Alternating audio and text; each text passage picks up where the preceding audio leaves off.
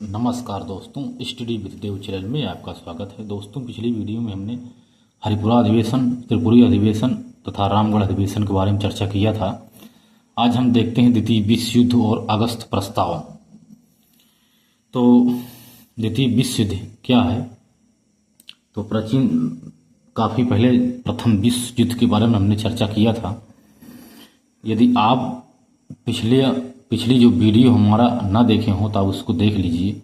प्रथम विश्व युद्ध के बारे में सभी क्लास यदि आप सीरियल तरीके से देखेंगे तभी समझ में आएगा और आप राइटिंग के ऊपर ना जाइए। तो एक संशोधन कर लेते हैं दोस्त। जो पिछली वीडियो में हमने बताया था कि जब कांग्रेस का अधिवेशन चल रहा था, जो कांग्रेस थी उस समय, जब कांग्रेस सरकार थी और उसने इस्तीफा जब दिया था 22 दिसंबर 1939 को, तो उसमें हमने 1922 से बता दिया था पिछली वीडियो कि 1922 में ही मनाए थे। 1922 में नहीं मनाए थे, 1939 में ही वो मनाया गया था 22 दिसंबर को। 22 वाला तारीख सही नहीं है, उसको संशोधन कर लीजिए। मुक्ति दिवस मुस्लिम लीग ने 1939 में ही मनाया था। तो देखते हैं, प्रथम विश्व युद्ध में जर्मनी पराजित हुआ था और उससे वर्साय की संधि हुई थी, जिससे जर्मनी पूरी तरह से हिल गया था। उसका बहुत नुकसान हुआ था। इसके बाद 1933 ईस्वी में आते आते हिटलर जर्मनी का एक नेता था।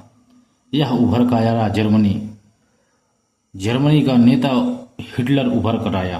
वह किसी नियम कानून को नहीं मानता था, इसलिए उसे हिटलर कहा गया। हिटलर ने नाजी पार्टी यानी नेशनल सोशलिस्ट पार्टी की स्थापना की थी।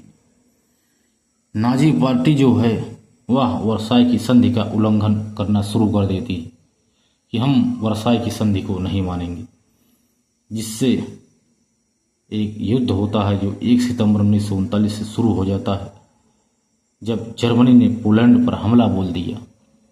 अचानक हमला बोल दिया पोलैंड पर। तो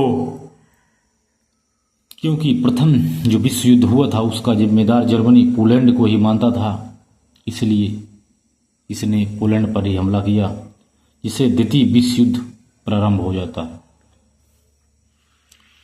3 सितंबर 1939 ईस्वी को ब्रिटेन इस युद्ध में शामिल होता है और भारत को भी शामिल कर लिया जाता है। और भारत को भी शामिल किया, जिससे सभी लोग जो कांग्रेस थे वह इससे असहमत थे कि हमें युद्ध में आपने क्यों शामिल किया बिना पूछे। इसके बाद कांग्रेस ने असहमति जताई और कहा बिना सहमति के युद्ध में हम क्यों शामिल किया हमें, तथा कहा यदि यह युद्ध साम्राज्यवाद के खिलाफ है तो भारत को स्वतंत्रता दी जाए, तब हम साथ देंगे। क्योंकि जब उन्होंने कहा कि हम आपका साथ नहीं देंगे, तो अंग्रेजों ने कहा यह युद्ध किसी राजनीति से संबंधित नहीं है, यह साम्राज्यवाद के खिलाफ है, क्योंकि जर्मनी साम्राज्यवाद की नीति लेकर आया है, इसके खिलाफ युद्ध है, न कि राजनीति की। तब भारत ने कहा यदि हम आपका साथ देंगे तब यह जो युद्ध है वह साम्राज्यवाद के खिलाफ होगा, तभी हम साथ देंगे।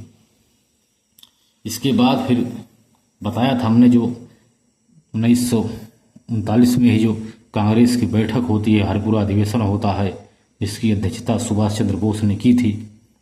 उन्हें कहा कि अब हमें मौके का फायदा उठाया जाए, इसी बीच किसी बड़े आंदोलन को हम शुरू कर सकते हैं, ऐसा उन्होंने सुभाष चंद्र बोस ने कहा। तब इस अधिवेशन में गांधी जी भी थे। गांधी जी ने कहा कि नहीं, युद्ध के समय फायदा उठाना यह अनैतिक है, हम बड़ा आंदोलन नहीं कर सकते। यदि हमको करना है तो व्यक्तिगत सत्याग्रह कर सकते हैं, सत्याग्रह, लेकिन कोई बड़ा आंदोलन नहीं कर सकते हैं। इस बैठक में सुभाष चंद्र बोस ने मांग भी रखी थी दो कि सरकार अंतरिम सरकार राष्ट्रीय सरकार का गठन किया जाए तथा भारतीय संविधान की मांग की जाए। इसके बाद मुस्लिम लीग ने क्या किया, इस समय वह युद्ध में समर्थन दिया। उसने कहा हम युद्ध में समर्थन तभी देंगे आपका यदि आप हमारा एक शर्त मानते हैं तो। मुस्लिम लीग ने कहा कांग्रेस का कोई भी प्रस्ताव तब तक ना माना जाए जब तक लीग भी सहमत ना हो। इसी सहमति अगर आप ये शर्त मंजूर है आपको तो हम युद्ध में साथ देने के लिए तैयार हैं, मुस्लिम लीग ने कहा। तो 22 अक्टूबर 1939 ईस्वी को कांग्रेस ने 8 प्रांतों से इस्तीफा दे दिया। कहा कि हम युद्ध में भाग नहीं लेंगे। सरकार ने पुनः गवर्नर शासन स्थापित कर दिया वहां, क्योंकि जब सरकार गिर गई, इस्तीफा दे दिया तो वहां सरकार ऑटोमेटिक गिर गई। तो अंग्रेजी सरकार ने वहां पुनः गवर्नर शासन लागू किया। सरकार और मुस्लिम लीग की निकटता बढ़ी, क्योंकि वह शर्त के माध्यम से वह साथ उसका दिया, जिसे सरकार और लीग की निकटता बढ़ गई। भारत में सांप्रदायिकता को बढ़ावा मिला, क्योंकि वो लोग जातिवादी भाषा का प्रयोग करते थे। 22 दिसंबर 1939 को मुस्लिम लीग ने मुक्ति दिवस मनाया, जब कांग्रेस ने इस्तीफा दिया था। कांग्रेस ने जब 22 अक्टूबर 1939 को इस्तीफा दे दिया तो 22 दिसंबर 1939 को मुस्लिम लीग ने मुक्ति दिवस मनाया था, क्योंकि इस्तीफा के कारण जो कांग्रेस ने दिया था।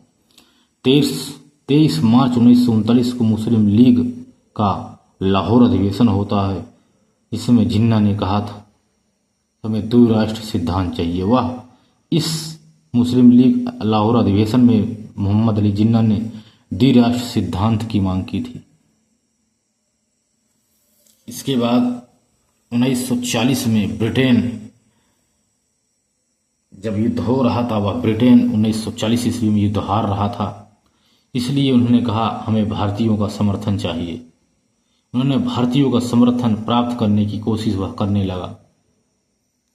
जब साथ नहीं दिया तो उसके बाद अंग्रेजी सरकार ने एक प्रस्ताव भेजा, जिसे ही अगस्त प्रस्ताव कहते हैं, जो 8 अगस्त को आया था 1940 ईस्वी में। इसे लॉर्ड लिथगो ने लेकर आया था और इसमें कहा गया कि वायसराय की कार्यकारी परिषद में भारतीय शामिल होंगे। इस प्रस्ताव में कहा कि आपको चिंता करने की जरूरत नहीं है भारतीयों, आप जो वायसराय की कार्यकारी परिषद होगी उसमें अब भारतीयों को भी शामिल करेंगे हम। अब इनको लालच देने लगे जिससे युद्ध में शामिल हो जाएं, क्योंकि वह हार रहा था। कहा युद्ध के बाद हम भारत को डोमिनियन स्टेट देंगे, यानी औपनिवेशिक स्वशासन।